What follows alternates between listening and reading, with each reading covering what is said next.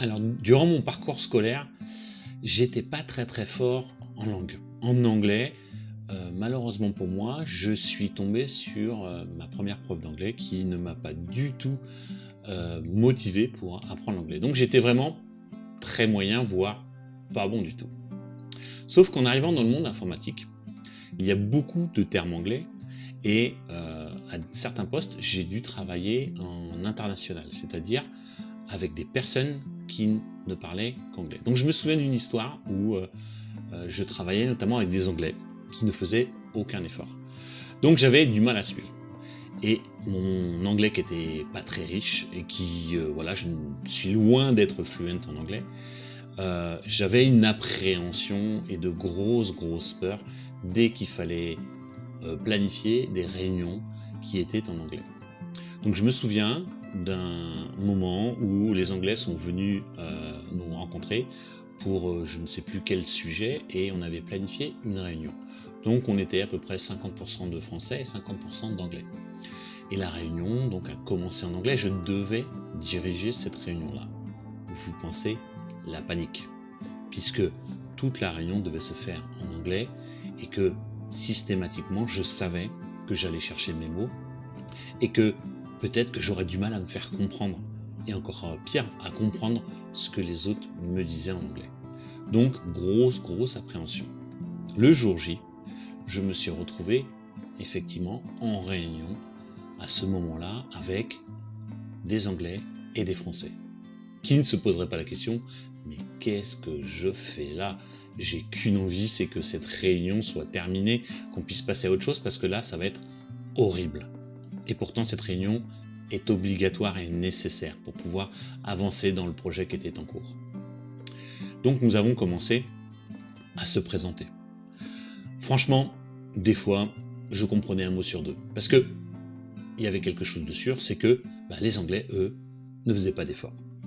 Donc autant nous on faisait un effort pour essayer de parler en anglais, autant eux considéraient que tout le monde devait comprendre leur langue. Donc je me suis retrouvé plusieurs fois effectivement à ne pas tout comprendre. J'en saisissais le sens des phrases, le contexte, mais ça suffisait pas pour pouvoir gérer et diriger cette réunion-là. Et à un moment donné, je me suis simplement rappelé que en face, j'avais des humains, tout comme moi, qui avaient leurs qualités, qui avaient leurs défauts, qui avaient leurs peurs, qui avaient leur savoir, qui avaient leurs lacunes, tout comme moi. Il n'y a pas de honte à ne pas être fluent en anglais. Puisque, en plus, ces personnes-là ne faisaient pas d'efforts pour parler en français. Ils n'ont pas sorti un seul mot en français, même pas bonjour. Donc à ce moment-là, il n'y avait plus de honte à expliquer qu'il fallait qu'ils parlent plus lentement pour que je comprenne et que je saisisse plus facilement les mots. Donc, une première fois, je leur ai demandé de parler beaucoup plus lentement. Ils me disent OK. Et la phrase d'après, c'est le même débit, avec plein de mots qui ne faisaient pas partie de mon vocabulaire de d'habitude. Je leur demande donc, au bout de 5 minutes, une deuxième fois, de ralentir leur débit et d'articuler et de faire un effort pour que je comprenne effectivement ce qu'ils étaient en train de dire. La même chose, j'ai un acquiescement des Anglais, avec un sourire, du genre le petit Frenchie il ne comprend rien du tout, et après 2 minutes, ils reprennent le débit complet. Et à un moment donné, je me suis dit, là il n'y a vraiment aucun effort de cette personne-là, il va falloir calmer le jeu. Donc, il m'est venu l'idée simplement de dire « Oh, sorry, where is Brian ?» Vous connaissez cette fameuse phrase que tous les Français connaissent dans leurs livres d'apprentissage en anglais, au collège ou même des fois maintenant en maternelle. Et là, bien sûr, tous les Français ont rigolé puisque je faisais référence à une éducation collective française pour apprendre l'anglais. À ce moment-là, et bien à ce moment-là, les Anglais ont compris. Ont compris que je faisais un effort, qu'il fallait qu'ils fassent un effort, et que on pouvait sinon finir cette réunion-là en français. Eux seraient handicapés à ce moment-là. Donc, tout ça pourquoi?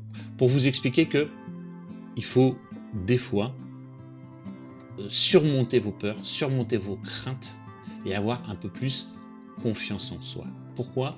Parce que finalement, il n'y a pas mort d'homme, même si cette réunion était importante.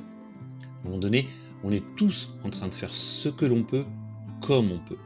On fait tous des efforts. Donc, ils doivent faire des efforts, je fais des efforts. Et qu'à ce moment-là, on peut travailler ensemble. On n'est pas moins performant ou plus performant, on a tous des compétences différentes, voire complémentaires.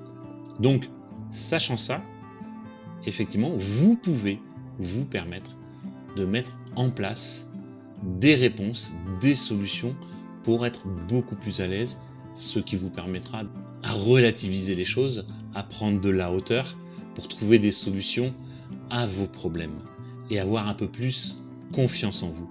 Il faut prendre de la hauteur parce que, in fine, on a la chance de vivre aujourd'hui dans un monde où on ne risque pas grand-chose et qu'on est tous à la même échelle avec nos avantages et nos inconvénients. Je vous dis à bientôt. Au revoir.